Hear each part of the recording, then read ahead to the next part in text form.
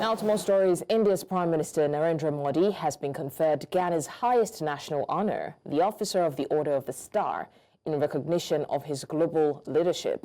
This award was presented during a landmark state visit, the first by an Indian Prime Minister in over 30 years. During the visit, Prime Minister Modi held bilateral talks with Ghana's President John Mahama.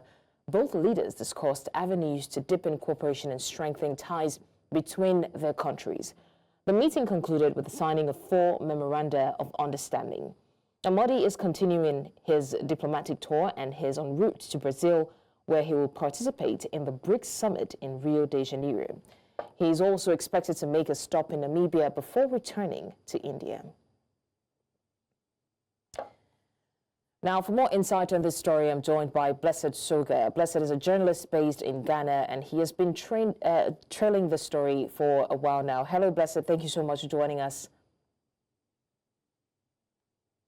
Good to be with you. Great to have you join us as well. Now, Blessed, how significant would you say the visit of India's Prime Minister to Ghana is in the context of Ghana-India relations?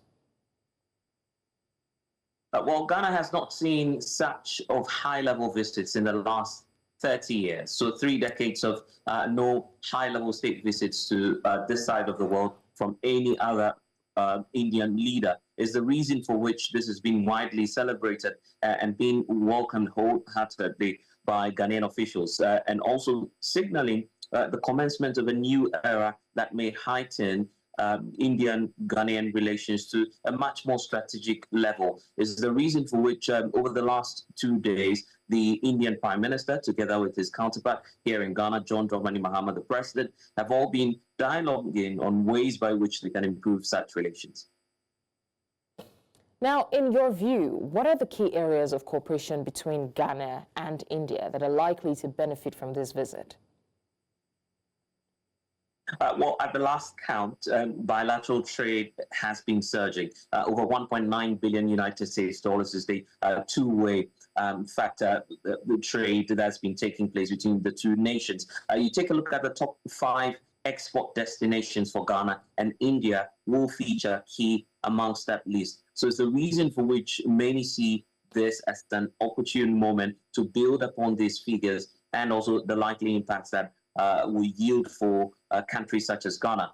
Ghana is also seeking to become a hub for pharmaceuticals and for vaccines. Just a couple of weeks ago, President John Mahama was in Belgium meeting with the likes of the Gates Foundation, Bill Gates himself, trying as much as possible to bring along investment that will be targeted towards that. And India is well known for pharmaceuticals. Many of their companies actually investing here, a reason for which the two countries see this as a moment where they can take advantage of that leverage on the opportunities that exist and also open up Ghana to much more vaccines that will in return feed the entire SAP region. Mind you, this is the second visit of Prime Minister Modi to the West Africa SAP region. Of course, many of us were jealous when we saw that happening in Nigeria a couple of weeks ago, but now it's the turn of Ghana, and many are hoping that by transforming this hub into a vaccine corridor, of course, countries such as Nigeria and the others across the West Africa SAP region will then be benefiting from that. All right, so India's Prime Minister Narendra Modi has been conferred the highest national honor in Ghana, the Officer of the Order of the Stars. That means that, you know, there is a partnership forming there. What impact do you think that these agreements will have on Ghana's development, particularly in sectors like agriculture, health, and of course, technology? Indian Prime Minister Narendra Modi has been addressing Parliament a couple of hours ago on that, where he was giving the opportunity to, by extension, address the representation of the people, and by extension, obviously, addressing the entire nation. His words were that India is becoming the center for SMEs and MSMEs, a reason for which he believes that that growth in and push in supporting agribusinesses and smallholder enterprises is one expertise that Ghana can indeed learn from India.